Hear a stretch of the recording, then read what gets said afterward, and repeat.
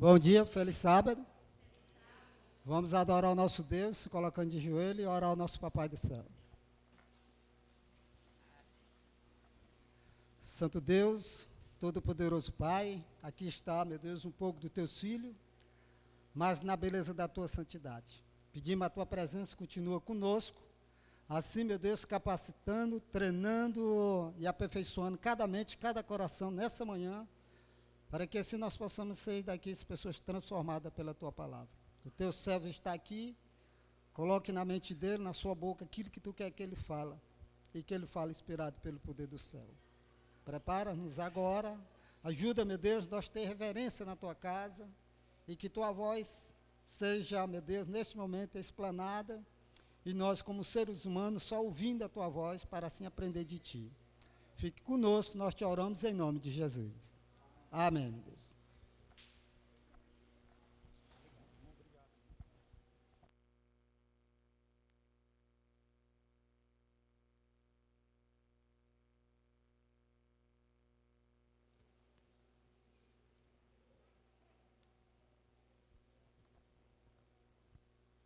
Bom dia, irmãos. Feliz sábado. Sejam todos bem-vindos à casa de Deus. Amém? Irmãos, como eu sempre falo, é motivo de alegria estarmos reunidos na casa de Deus para louvar e bendizer o seu santo nome. Amém? Nós temos todos esses motivos, irmãos, para agradecer a Deus, porque Deus, na sua infinita misericórdia, está sempre disposto a nos abençoar, a nos salvar. Amém? Irmãos, a mensagem de hoje, nós iremos trabalhar no livro de Efésios, o capítulo 5 e o versículo 2. Gostaria que os irmãos procurassem em vossas Bíblias, para que a gente possa acompanhar a palavra de Deus.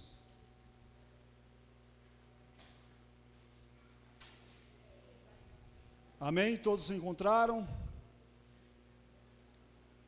O tema da nossa mensagem, irmãos, é uma vida que agrada a Deus. O tema da mensagem de hoje é doutrinário e requer de nós toda a nossa atenção como igreja e como cristão. Eu gostaria de pedir aos irmãos para fazer uma pergunta reflexiva para si mesmo. E a pergunta é, irmãos, o meu modelo de vida tem agradado a Deus? Estou sendo de fato um imitador de Cristo? Estou amando como Cristo me pede para amar? Amar o meu próximo? Algumas perguntas, algumas indagações, irmãos, uma pergunta que cada um de nós possa fazer para nós mesmos. Acompanhe comigo, irmãos, por gentileza. O capítulo 5, versículo 2. O apóstolo Paulo, depois de falar um pouco sobre o sacrifício de Cristo, desceu à terra e subiu aos céus e construiu a igreja. Não é tudo isso que ele explica no capítulo 4, versículo 1 ao 16, estruturando a igreja como um corpo bem ajustado e entregando dons para que a igreja seja aperfeiçoada até atingir a estrutura, a estatura de varão perfeito. No verso ele começa a mostrar qual deve ser a identidade da igreja, quais os caminhos nós podemos andar. E no verso 17, de maneira solene, ele diz: digo isto e testifico no Senhor, para que não andemos mais como andam também outros gentios. Irmãos, fizemos um breve resumo do capítulo 4, do livro de Efésios, de 1 a 16, E a gente viu o que Cristo quer de nós como igreja. Ele quer que nós desenvolvemos os nossos dons. Cada um de nós foi confiado um dom, irmãos. E eu pergunto aos irmãos, você tem usado o seu dom da maneira correta, de uma maneira que agrade a Deus? No versículo 17 aqui, irmãos, diz, vamos ler, vamos acompanhar em nossas Bíblias. Isto, portanto, digo no Senhor e testifico, que não mais andeis como também andam os gentios, na vaidade dos seus próprios pensamentos. Irmãos, o que Paulo está querendo nos dizer aqui nessa passagem? Irmãos, é bem verdade que o apóstolo Paulo estava falando para gentios convertidos naquela época. Era gentil para gentil. Mas aqui tem uma grande diferença. Tinham os gentios que tinham aceitado a mensagem da cruz. Eles tinham se convertido, eles tinham se transformado. E era desse que Paulo estava dizendo. Ele, de maneira solene, ele disse, e digo e testifico no Senhor, que vocês não andem mais como os gentios, mas vivam de maneira que agrada a Deus. Irmãos, qual era a maneira que não agradava a Deus? Vamos acompanhar aqui. O primeiro ponto que eu quero observar aqui com os irmãos é a palavra vaidade. Em outra versão da Bíblia fala futilidade. Mas vamos pegar como base a palavra vaidade. Aqui no sentido, não está falando de roupa, cosmético, aquele tempo que você gasta no salão, tira para arrumar, se arrumar, andar bem vestido, andar bem bonito. Não é esse o sentido que Paulo está querendo nos dizer aqui. Vaidade aqui fala de coisas vãs, sem propósito, sem alvo, sem objetivo, coisas fúteis, efêmeras, voláteis, passam rápido, não tem substância, não tem base. Irmãos, uma vida de vaidade é uma vida vazia, é uma vida sem Deus. Irmãos, nós precisamos entender a mensagem de Deus a cada um de nós. Paulo diz que os gentios lá fora, os não salvos, aqueles que ainda não entregaram a vida a Cristo, vivem uma vida vã, uma vida sem direção, sem saber para onde vai. Irmãos, é verdade isso, né? Paulo realmente deixa muito bem claro isso. Que uma vida sem Deus é uma vida sem propósitos. E realmente aqui Paulo quer chamar a atenção da igreja, dos irmãos que se converteram, que aceitaram a Jesus. E olha aqui, irmãos, que interessante. E nós não precisamos ir muito longe. Nas escolas, nas universidades, muitos ensinam que nós somos fruto da poeira cósmica, e que já já a gente vai se desintegrar, e virar de novo meros átomos de carbono, hidrogênio e oxigênio. Isso é uma vida sem propósito. E eu falo para os irmãos, cuidado com o que dizem por aí. Perceberam, irmãos, que o inimigo das nossas almas, ele quer que nós pensemos dessa maneira. Nós somos apenas uma poeira. A vida não faz muito sentido. E a gente começa até a se frustrar. É ou não é verdade? Quer dizer que eu vou nascer, crescer e morrer e acabou. É uma vida sem propósito, uma vida que não tem sentido. E a gente ouve isso, que a mensagem que o mundo prega é essa. Continuando, irmãos, o alerta que fica é cuidado com o que dizem por aí.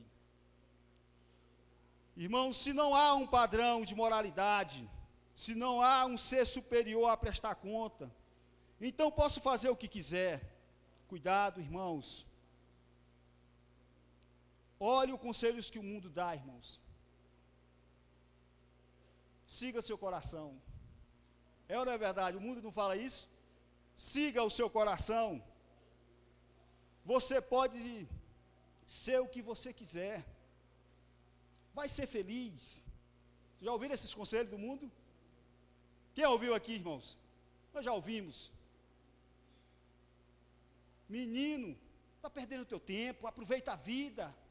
A vida é muito efêmera, é muito transitória. Vai ser feliz. É assim que o mundo está te dizendo. Cuidado com esses conselhos, irmãos. Muito cuidado.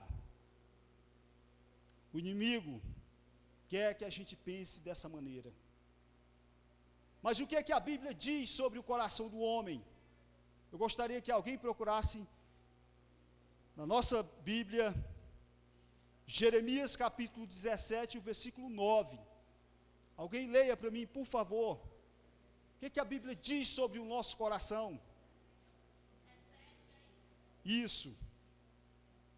Jeremias, o capítulo 17, o versículo 9.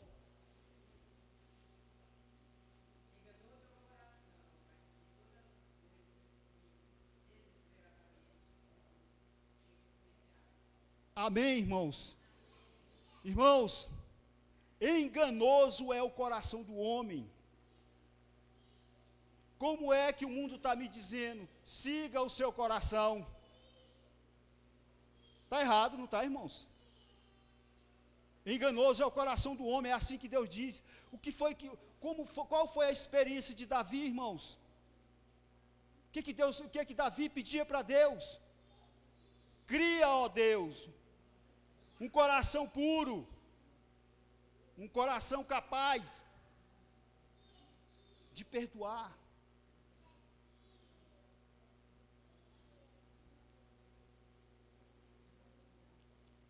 Só que o mundo, irmãos, tem mostrado de maneira errada essa verdade de Deus. Porque do coração do homem não tem nem o desígnio que aproxima de Deus. Por isso que Davi, irmãos, pediu um coração renovado. E nós precisamos fazer isso de maneira sincera também. Cria, ó Deus, um coração puro e renovado, Senhor, em mim, para que eu possa perdoar meus irmãos, para que eu possa ter uma vida que realmente te agrada. Mas, irmãos, na maioria das vezes eu acho que as coisas têm que ser do meu jeito. Eu acho que sempre eu tenho razão. Humanamente falando, irmãos, e às vezes eu não me coloco no lugar do meu irmão. Eu simplesmente sou duro, coração petrificado, e eu esqueço de amar como Cristo me pede para me amar. É apenas uma reflexão para cada um de nós, irmãos, para que a gente possa se voltar para os caminhos de Deus. Outro ponto, irmãos, que eu quero falar é uma palavra também bem forte. É a palavra entenebrecido. Está no verso 17, no verso 17 que nós lemos. Entenebrecido. Em outra versão está obscurecido. Um homem que não conhece a Deus, não conhece a palavra de Deus, não conhece nada da vida.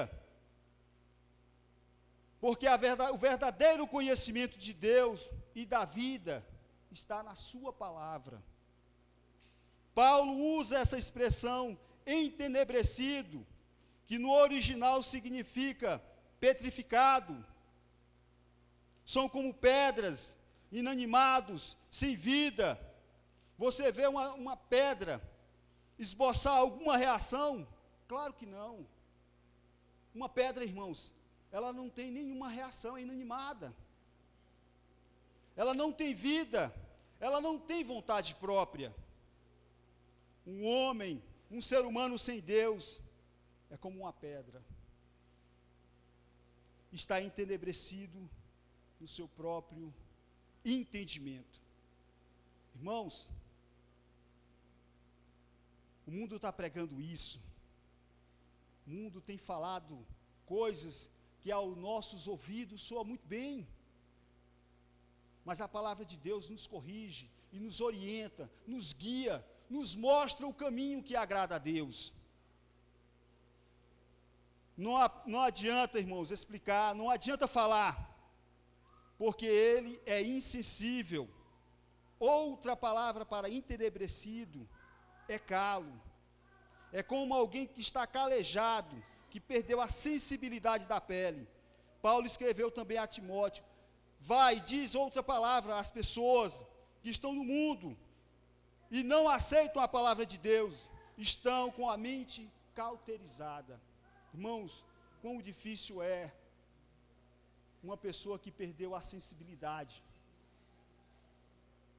uma pessoa que não aceita repreensão. A Bíblia diz: jovens, aprendam com a repreensão. Ninguém gosta de ser chamado a atenção, irmãos. E muita gente já está com a mente tão cauterizada, que ele perdeu a sensibilidade, como o apóstolo está dizendo aqui. Ele não sente mais nada, não sente mais nenhum remorso. Verdade? Não sente mais nada, irmãos. Uma mão calejada perdeu a sensibilidade. Você não ouve mais também a voz do Espírito Santo,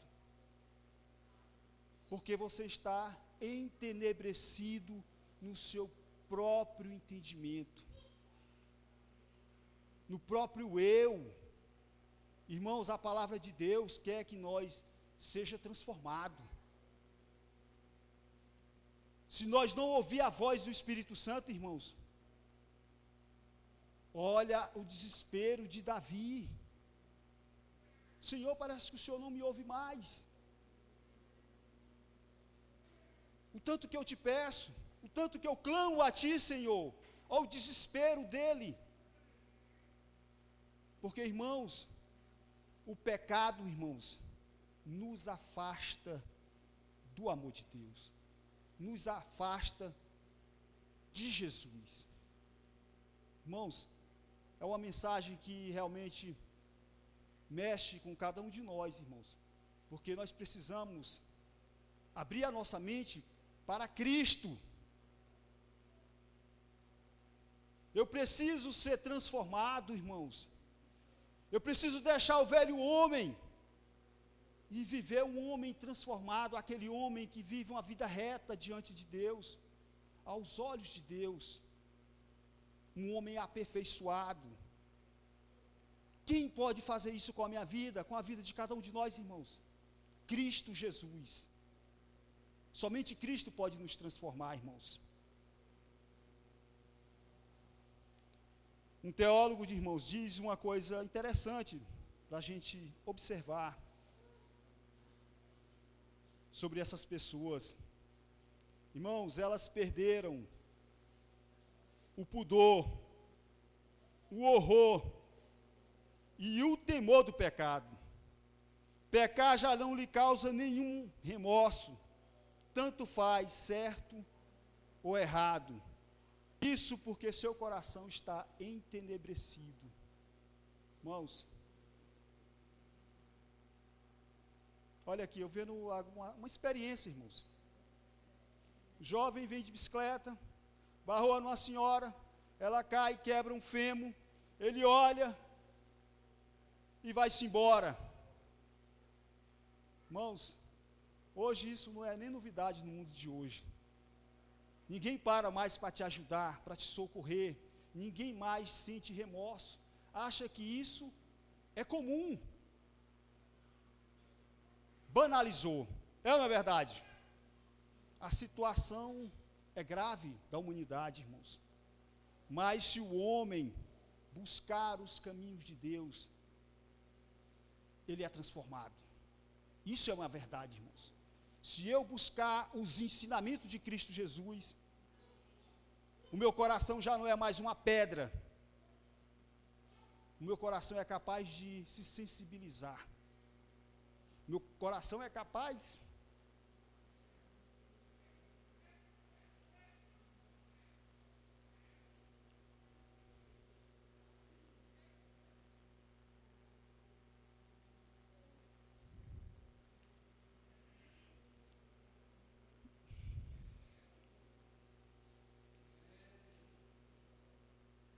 Meu coração é capaz de chorar, irmãos. O que é que vocês estão fazendo aqui, irmãos? Irmãos, precisamos ser transformados pelo poder de Deus.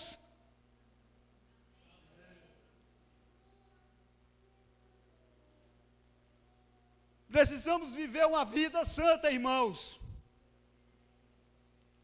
A palavra diz aqui, irmãos, que temos que ser imitadores de Cristo. Sede imitadores de Cristo, assim como eu fui, capaz de amar cada um, perdoar os seus pecados. Irmãos, sejam imitadores de Cristo. Não vivam, irmãos, uma vida de farsas. Vivam uma vida santa. Se volte para Cristo. É isso que Ele quer para cada um de nós. Irmãos, Cristo quer nos salvar. Mas da maneira que nós estamos, irmãos, nós estamos distantes dos caminhos de Deus. Estamos vivendo a vida do mundo. E não é isso que Cristo quer para cada um de nós. Cristo quer que nós se voltemos para Ele. Que sejamos imitadores de Cristo, irmãos. Efésios 5, 1 e 2 fala isso claramente. Sede imitadores de Cristo, assim como eu fui, irmãos. Amando cada um. Tendo compaixão de cada um deles. Nas suas fragilidades, irmãos. Levantando o caído. E sendo sinceros de coração. É isso que Cristo quer para cada um de nós. Irmãos, o meu compromisso é com Cristo. E é por isso que eu estou nessa igreja. Porque Cristo, foi Ele quem me salvou. É Ele que salva cada um de nós, irmãos. Ele deu a própria vida, irmãos. E isso não é brincadeira. Ele deu a sua vida por cada um de nós. Essa é a mensagem de hoje, irmãos, que Cristo quer falar aos nossos corações. E eu peço perdão a Deus todos os dias. Senhor, perdoa os meus pecados. Me ajuda, Senhor. Me ajuda a enxergar o teu caminho. Me ajuda, me guia, ó Pai. Porque só Ele, irmãos, é que pode nos ajudar. Faça uma oração sincera e entregue o seu caminho a Cristo. Que Deus nos abençoe, irmãos.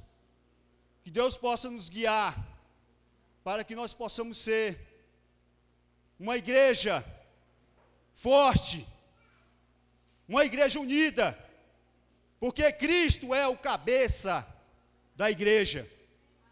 É Ele quem nos guia. Amém, irmãos? Que Deus seja louvado. Amém, Senhor. Oremos.